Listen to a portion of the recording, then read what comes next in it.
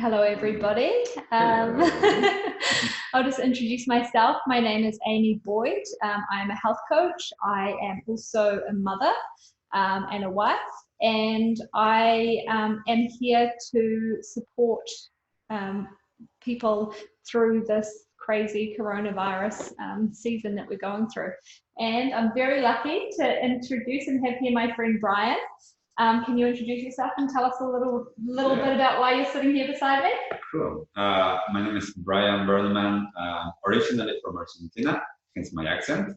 And my mission in the world and what I've been doing for a lot of time is just helping people connect to themselves, to others, to the environment. And I find that in a time like this, that it's super necessary for us to be able to hone in and connect with ourselves and understand how connected we are to each other, understand what's my place in this. So I'm really excited to actually talk about this with you. Thank you for this conversation, because I think that it's so important for a lot of people that don't have the practices and the rituals to be able to actually deal with the situation as we're going to continue going through all of the unknown and uncertainty. Yeah. Okay. So today we're going to go through 7 very simple rituals that we can put into our daily life.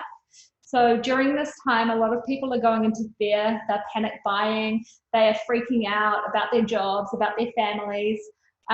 We have control over our minds. We don't know what's going to happen. We don't know what's going to happen tomorrow, let alone, in the next 6 months. People are expecting the worst, and we should be prepared for the worst. But what we can do, and what I do know, is that we can be in control of our own minds. So we're going to gift to you today 7 rituals that help us personally, and that have helped lots of our clients. So firstly, Brian is going to talk about breathing. Yes. So most of us breathe. This is how we live. This is how we survive. If you're listening to this, most likely you breathe. And one of the things that I wanted to introduce is connecting to our breath. And one of the ways that I do this, and this has been my practice now for more than 17 years, and one of the key elements for me being balanced and being connected is that I breathe through both nose and mouth at the same time. So most of us are used to breathing through the nose. I breathe through nose and mouth, inhaling, nose and mouth, exhaling. Now, I know that this is challenging for a lot of us. Like, it took me a while, trying to think how to do it. But if this is challenging, I invite you to breathe more through your mouth. And the reason why we breathe in this way, or I breathe in this way, and I believe that this is really helpful, is because when we are breathing through the nose, what we're breathing is not just oxygen. So we're breathing, and that prana, that chi, that life force, however we call it, that is going to go up through our nose, up to our heads first, and then down to the body. And most of us are living in our heads. So the idea is that if I breathe through my mouth, that energy comes down directly to my body. So anytime that we are doing a physical exercise and we start getting tired, what happens? Our body starts gasping for air, and it doesn't do it through the nose. It does it through the mouth, like it's trying to bring that energy directly down into our bodies. So really important for us to be able to allow that breath not only to come through the mouth, but also to bring it down as lower as possible. So a lot of us breathe, and I see a lot of us doing that. So if I see shoulders going up, usually that means that we are breathing very shallow, like we are super agitated, we are breathing up here. The idea is that if we can move this down, that allows us not only to fill up our entire system, that allows our breath to slow down. It's going to go Like I need to notice my belly inflating, just like when we see babies breathing and that we see that belly coming up and down, breathing down into our bellies, breathe through the mouth or mouth and nose, down, and allowing that to go into flow. Whatever speed you go, just allowing that to move up and down. And when we do that, we will notice that as I control my breathing, I control my heart rate, I control my immune system. So when I slow down my breath and can come deep down, I am actually helping my entire system being able to relax and to come into the more of the parasympathetic nervous system. It allows me to go into that restore mode instead of being all the time on that go, go, go, go, Fight go. or flight. Yeah. So super important because this is one of the key for living. When we stop breathing, we die. So we need to understand that I am in control of my breath and whatever my circumstances outside, if I'm in control of my breath, at least in that way only, just bringing it down and breathing through my mouth, I am able to stay with whatever is outside. So if there's a challenging situation, and I come back to focus on my breath and bring it down, whatever the situation is, I'm going to actually be able to act accordingly because I'm not reacting. I am calm and I am in control. So that is the first ritual that I think that is super important for us to be able to practice every single day consciously. I love that. I need to remember to baby belly breath. Yeah. Which is cool. So number 2, I think really important for me is waking up and setting an intention for the day. So we can wake up and we can get on our phones, scroll through the news, or we can set our intentions and go, okay, so what is important for me today? I really love to do that with using essential oils. And we can use them in all sorts of ways, but one way for me is setting an intention. So I've got this beautiful oil here called Elevation, and it's the Joyful Blend. And today I got up in the morning. I always keep my diffuser in a jug of water beside my bed. So in the morning it's like first things first. Elevation is called our Joyful Blend, and today I woke up and I was like, you know what? I'm going to choose happy. I'm going to be positive. I'm going to squeeze the lemon out of today's life. There are so many things that we can be grateful for. Yeah. We all right now have our good health. We've got our family around us. We have, most of us have still got our jobs. We have got a really beautiful future ahead of us. Yes, it will be different, but we can choose every day to wake up with a really beautiful intention. So my intention for today was happiness, choosing happiness, and really choosing to be proactive in this uncertain situation. But for me, as a mum and as a wife, I have to be the leader in my home. So I really need to show up in a really positive way. I need to show up as, setting the tone and setting the intention for the day. So this little practice of filling up my diffuser, putting a few drops of elevation in it, even putting a drop in our hands, we can do this together. Just one drop in our hand, rubbing our hands together, taking a few deep breaths, thinking about Brian's breathing through our mouth technique while we're doing it, and just, I choose happy. I'm choosing to be a leader, and I'm choosing to be proactive and show up as a leader in this world. So that's number 2, is setting your intention for the day when you wake up. Beautiful. And I thought it's so so necessary to do that, because most of us, as you say, like just wake up, go to the phone, go to the news perhaps, and to the emails and everything, and instead of allowing ourselves to have that time. And I think that this is for a time like this where a lot of people perhaps need to be in isolation, or perhaps are not working, like depends on each one's circumstances. This is a time to actually allow that to happen. Like if I don't need to go to work, and if I can stay at home working remotely or not working, can I allow myself to wake up and the first thing that I do is set the intention, set the right intention for the day? Because again, just as we are in control of our breath, we're in control of what's the intention that we want to bring into the day. Minds. Yeah, wonderful. So ritual number 3. So ritual number 3 for me is when I wake up, I do my gratitude list.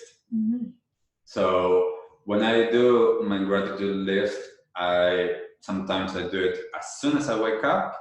Like I actually have this kind of mantra that as soon as I wake up, it's the first thing that I do.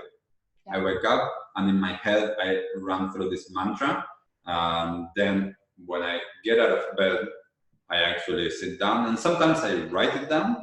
But also I have post-its on my wall that are actually all of the things that I'm thankful for, and I just try to stay connected. I take a few breaths and I read them out loud. I say the words, and it's super important when we do a practice like that. That is a practice of gratitude or of journaling. To be able to actually do the action and not just in our heads. A lot of times it's good to do it in our heads, but it's the energy that we create when we are either writing down or speaking it out. It's a completely different energy. So one of my teachers, when I lived for a few years in a Buddhist retreat center. And when I was there, one of my teachers one time said that everything is about embodiment. When you can actually create something from your body, that is bringing it into life. The head is part of the body. The head will create, of course, which is part of what you were saying, setting the right intention. But when we are creating from our words, our actions, our writing, we are embodying that which we are thinking. So making sure that we're doing that and bringing that feeling of gratitude and appreciation into our days, similar to creating that intention. For me, it's like, I am grateful to be alive. I'm grateful to be able to have this opportunity to be here talking with you. I'm grateful to be able to actually have so far work, a house that I'm living in, food on the table. And it creates like a sense of abundance. Like we already have so much. We don't need to panic buy. We don't need to worry about the future. We have everything we need right now. So it just reassures our bodies about that too. My teacher said, and I love this, is that we have everything that we need. We have it.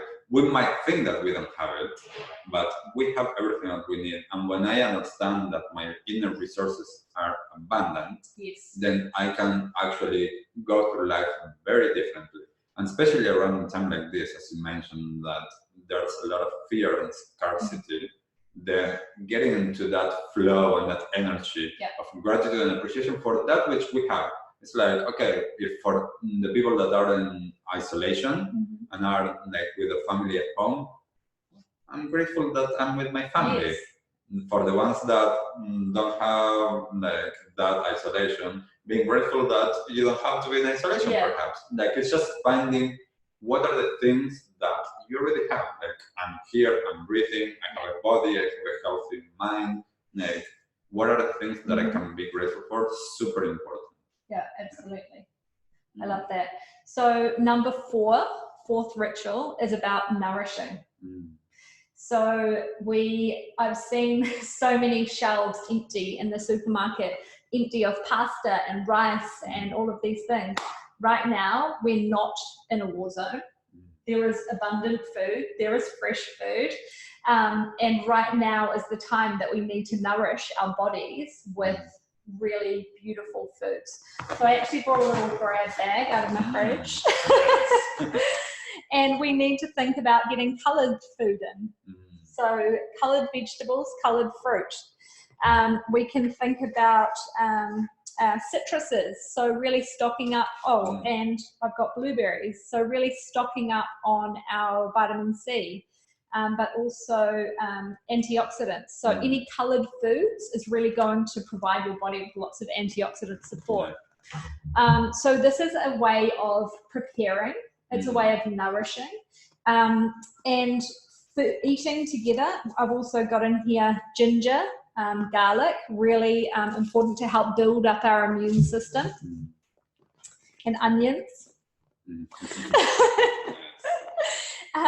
Also, I am very vigilant about taking my supplements. So doTERRA do a beautiful supplement range, very cost effective, so important to make sure that we are really building up our immune system, we're really building up our cells, we're nourishing our bodies.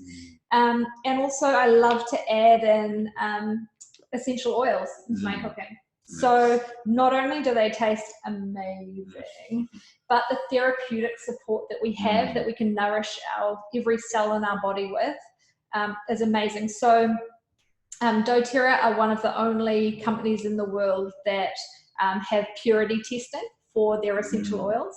So do not be putting $2 shop essential oils into your cooking. That's not what I'm saying. But these beautiful oils, so I've got in front of me basil, ginger, and turmeric.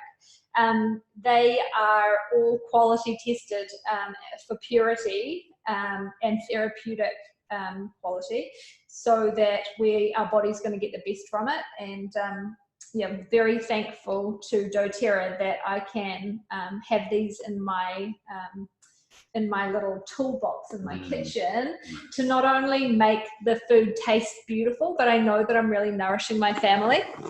So part of nourishing, I believe, is coming together. So food isn't just about building ourselves and creating immunity, and it's actually really about coming together as a family, or coming together as a community and sitting down and eating together. So that's going to be nourishing our souls. So in this time where there's a lot of fear and there's a lot of overwhelm and there's a lot of crazy, this is the time and this is the opportunity to slow down, to come and actually prepare food from scratch for your family.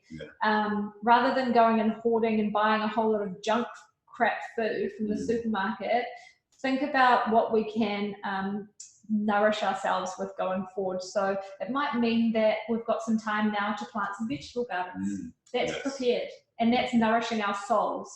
And then we might have a little bit more extra time, rather than, if rushing backwards and forwards in traffic, we're staying at home and working. Let's start preparing dinner from 5 o'clock. Let's bring our children into the kitchen.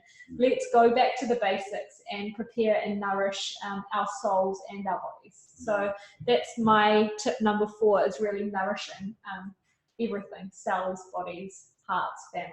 Nice. And I find it super important because I have a veg garden, and I try to make sure all the time, eating the rainbow, as you mentioned, all of the colors and all of the natural colors, not going and buying something blue from the supermarket, making sure that it's nourishing foods, as you mentioned. So important when our bodies are nourished and our bodies are healthy, there's space for our mind to be healthy. Absolutely. When our body is not healthy, our mind is also going to react to that. So it's super important to be able to actually be nourished, to be able to be nourished in a different ways, as you said, with the food, with the essential oils, with our family, with creating those time and spaces to come together and be nourished in that way with your family, your community, or however that looks. Super important. Cool. So number 5. Number 5, Ritual number 5 is making sure that we are moving. And this doesn't mean a lot of times that we need to do something super like super creative, or we don't need to go for a run, we don't need to do yoga. It can be as simple as we want. It can be those things. Like for those of us that love doing yoga, awesome. For those of us that love going for a run, awesome. If you can actually go for a run right now. But making sure that we are allowing movement into our body, because we are energy beings. And when that energy is stuck, when we are like just laying down on the couch like this, the energy is not there. When I'm allowing some movement to my body, that energy starts to move and starts to actually be vibrating and stimulating the energy in the rest of my being. So one of the key things that I find with movement, the simplest movement that I know and that I do every single day, I have been doing this for so long now, it's very simple. It's literally moving the shoulders. So one of the things is like, it can be any way. What I usually say to people is like, it's allowing ourselves to understand, because this is where most of us have most of our stress. Yes. And in a situation like what we are experiencing now, that there's a lot of stress, there's a lot of fears, we are going to be holding a lot of that in this space. So I want to make sure that I'm allowing movement to this space. And one of the biggest things that I say with this is the simplest movement is bringing the shoulders up.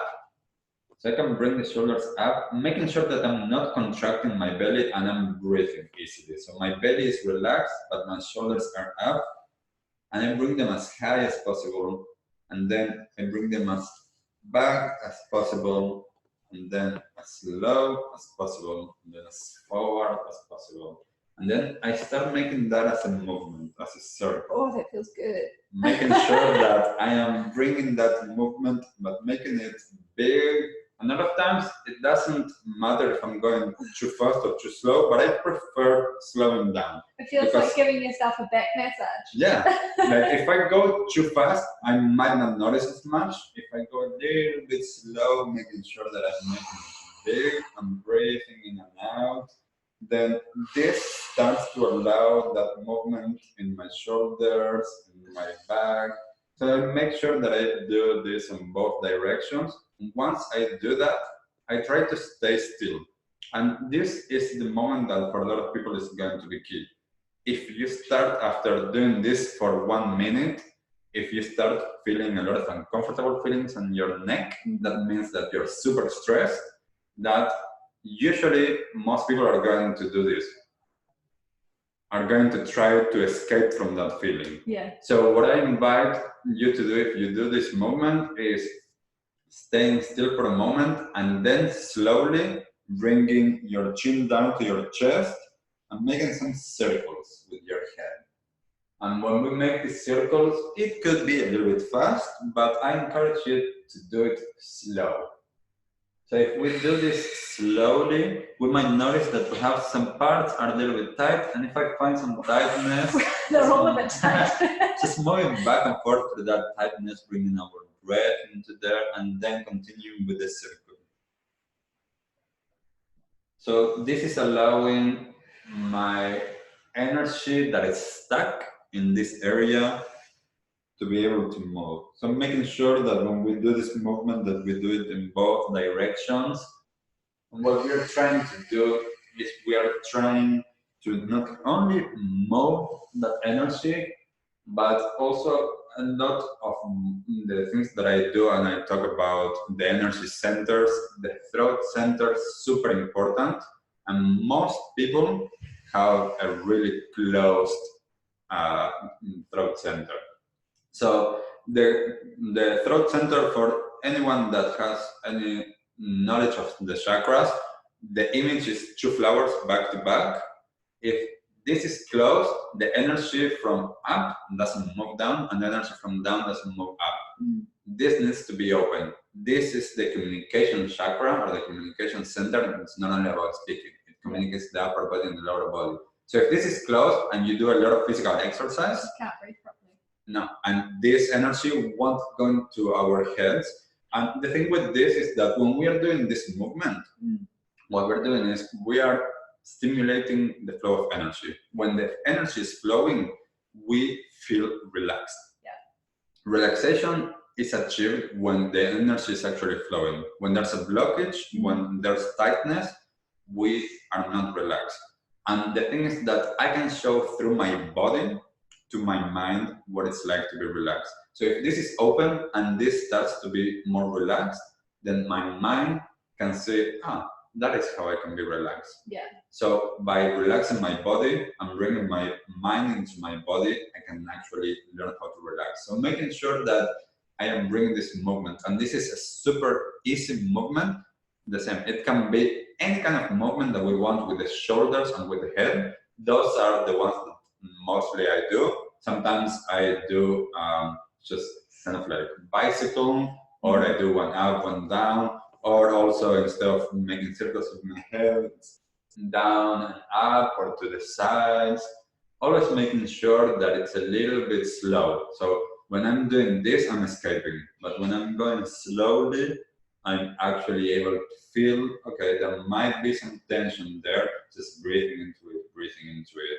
So it's starting to connect the different elements of setting the spaces, setting the right conditions, setting my connection with my breath, and bringing some movement. So, yeah. Nice. I love it. Movement. I love how all of these rituals are very available to all of us. Yes. So we don't need to pay a subscription or buy anything or, nothing. We just can do it. We just need to really remember to do it, right? So ritual number 6 is getting into or creating a really beautiful ritual for your end of day winding down routine. So I have 2 very special oils that I use in the evening, and I'm going to tell you a few different ways to use them. So we've got beautiful frankincense. I love that. I thought you might. Yes. So you can have a little sniff of that, put it in your hands if you want, and then also lavender. So these 2 together are my absolute end of day wind down. So frankincense is extracted from a frankincense from the frankincense tree, and it's from Somaliland. It's grown in an environment that's very harsh. It's given there's not a lot of water, there's not a lot going on in this environment. So these poor trees have to really work for their nourishment. So they really have really deep root systems.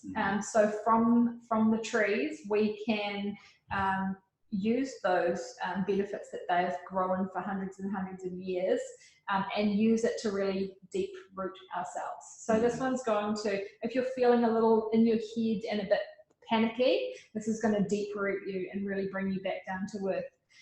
The other thing about frankincense is that when they extract the oil, they basically cut the trees, and the frankincense is the frankincense resin that's taken from the tree is basically the scab that scabs over to heal the tree. So it's very healing, and we can use that in the same way on our bark. So on our skin, it's really beautiful and healing, and it can actually really heal us, not only on a grounding soul emotional level, but also on a physical level as well. And lavender, which is just so beautiful. It's a nervine tonic. So when we're feeling afraid and panicky and this is like a hug. So lavender is like the wrapping around of grandma's cuddles. And that's what it reminds me of, actually, is my grandma, which is lovely. So if you are feeling lonely, if you're feeling overwhelmed, if you're feeling exasperated, lavender's a really great one to really make you feel nourished and loved, and bring you back to yourself.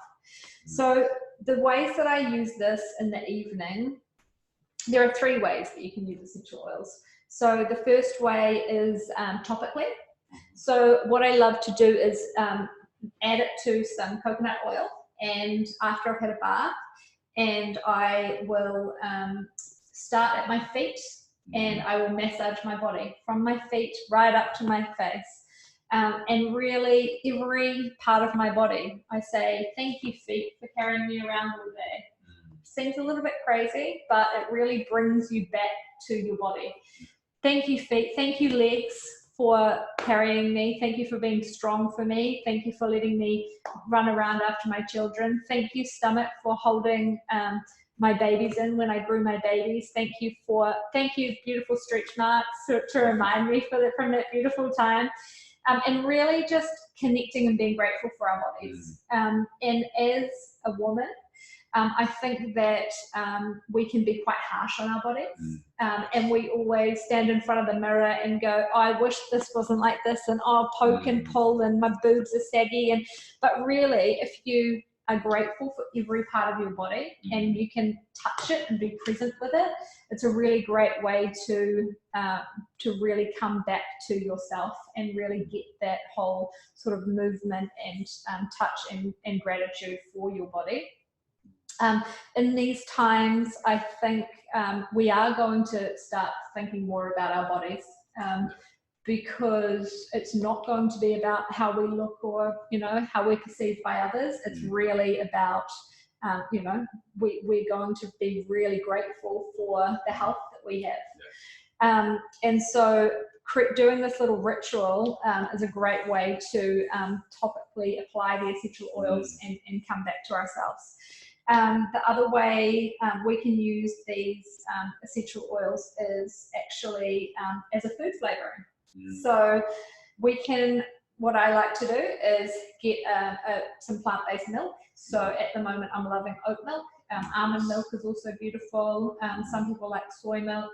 And heating up some almond milk and putting a little drop of lavender into your milk. And it is beautiful. It's such a lovely way to calm down our nervous system and connect with ourselves and just give ourselves some time at the end of the day. The third way we can use essential oils is, like I've said before, in the diffuser. So these 2 oils together are our sleep blend. So we can put 2 or 3 drops of each in the diffuser before we go to sleep. That's going to really not only create a ritual in our brains, so our brains can really relate to, oh, I can smell lavender and frankincense. It's sleep time now. So if you do that every day, it's going to really help with that winding down for sleep. But because it is a nervine tonic, the lavender and the frankincense is grounding, it does actually help us stay asleep as well. So oftentimes when we're stressed and overwhelmed, our cortisol levels rise, and we get that 2 or 3 o'clock, 3 a.m. wake up call. That, oh my gosh, panic, look at our phones. Oftentimes using the frankincense and lavender, we will avoid that. So it'll help our body relax, it'll help our cortisol levels drop, it'll help our heart rate stabilize, and it will let us sleep through right to the morning. And having good sleep and creating that really beautiful sleep environment for yourself is going to really help us build resilience. So if we're tired, even if we're tired in the best of times, we can't cope well. We start yelling at our kids, we start being short with people, we start panicking about things, we beep our horns at people, and we forget to smile. But when we've had a good sleep, it's very restorative to not only our bodies and our cells, so our bodies can digest properly and sleep and repair, but also our minds. So our minds become a lot more resilient when we get a good night's sleep. So having those 3 little evening rituals is going to help us sleep, but we can think of it as we're building resilience. We are able to face whatever's coming for us. And that's that creating preparedness, and it's just something that I am doing for myself and for my family. And I think just actually going to bed earlier and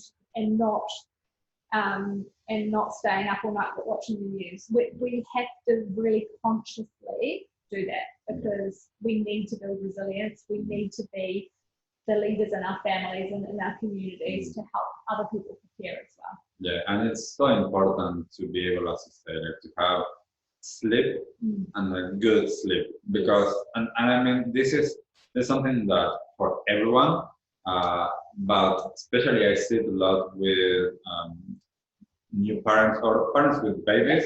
The biggest issue is the lack of sleep a lot of times, and because there's a lack of sleep, then everything else builds up on top of that. And whenever we are not in that situation, and we can actually give ourselves a good night's sleep, why most of us are not choosing that? Why are we not allowing ourselves to say, you know what, 8 p.m., 7 p.m., however the time is, I'm not going to look into my screen anymore. I'm going to stop doing that. I'm going to, read a book or give myself the time to create the conditions to get a good night's sleep, to be able to actually sleep through the night and to wake up and being replenished. So being able to actually start the day after that with all of these different rituals that we are mentioning. But if we are already going to start being tired because we didn't sleep well, that is already a rocky start. It's a rocky start. So it's super important to mention, to be able to create the conditions at night, and it's an amazing tool to have the essential oils to help us navigate through that and to help us ease into that sleep and to nourish ourselves like that. Absolutely. So are we at number 7? Number 7. Number 7 is learning how to just be. So super difficult for most people. Most people, and I talk a lot about this in a lot of my workshops. I tell people, we are not human doings. We are human beings, but all that we're doing the entire day is doing. We are not being. So we need to relearn how to be instead of just doing. So one of the ways to do that is following all of these rituals, as I mentioned, but being able to give ourselves time and space. Whether that is 30 seconds or whether that is 1 hour, being able to give myself the time to just stop and connect with myself. And for a lot of us, that means like connecting with the breath, closing our eyes, like putting perhaps some nice music, some oils on the diffuser, creating those conditions to be able to actually be able to say like, I'm going to do that. For some of us, we don't need those conditions. Peace. Allowing ourselves to do this and to just be. And one of the things that I say to people, whether this is like a very short moment or long moment, allowing myself to take the time and let go of the past, let go of what is coming in the future, even if it's just for a moment. So a lot of times I tell people, connect that sometimes to your breath. It's like perhaps close your eyes and be like, exhaling deeply, and with each exhale, letting go of the past, letting go of whatever happened, letting go of what is coming next, letting go of all of your worries, letting go of all of your stress, and connect with your body, connect with your breath, allowing yourself to just be with whatever it is that is coming up, any feelings and sensations, trying not to label them, trying not to judge them, trying not to create stories from our feelings, and seeing if whatever my experience is, I can befriend it. Becoming friends with whatever it is that I'm experiencing in the present moment. So just right here, right now, allow whatever it is that is happening. And when I'm able to do that, I'm able to allow myself to come back with what is real, which is this present moment. Because the past is already gone and the future is not here yet. So, can I allow myself, even if it's just for a brief moment, to just be, to be with what is? Super important every single day to allow ourselves to create a time for this. Again, that can be multiple times through the days, that can be very short, very long. It doesn't matter. What matters is that I create the conditions, I create in the moment to be able to do that. And now, luckily, on one hand, a lot of us can have more time to do this. And because there's so much uncertainty, so much unknown, what we need to do is we need to come back to the present moment. And in the present moment, where I'm sitting here with you and we are having this conversation, everything else doesn't exist. Yeah. What happened before, it's gone. What is coming next, which is uncertain, we don't know. So can I allow myself to be in this moment? And when I'm able to do that, I can actually engage and connect with all of my inner resources. And then from that place, I can go out and be in the world. Yeah. And a lot of times, like I told people, when I'm able to do that, and I'm able to connect within, the gifts that I'm bringing to the world are going to be amazing. Because each of us, each of you, you're bringing your own unique gift into the world. But because we are a lot of times trapped in this automatic pilot and going, doing, we are not able to connect and we don't know what am I bringing to the world. So we need people at this time to be the ones in control of themselves and to be able to, as you say, like, be the leaders in your house, in your community. And when I connect to that, I connect with my inner resources, I can actually understand that there's a lot of power here. And whether that is doing something just for my family or doing something for the entire world, it doesn't matter. What matters is what is it that comes from within, but we can only get to that place when we connect. So super important.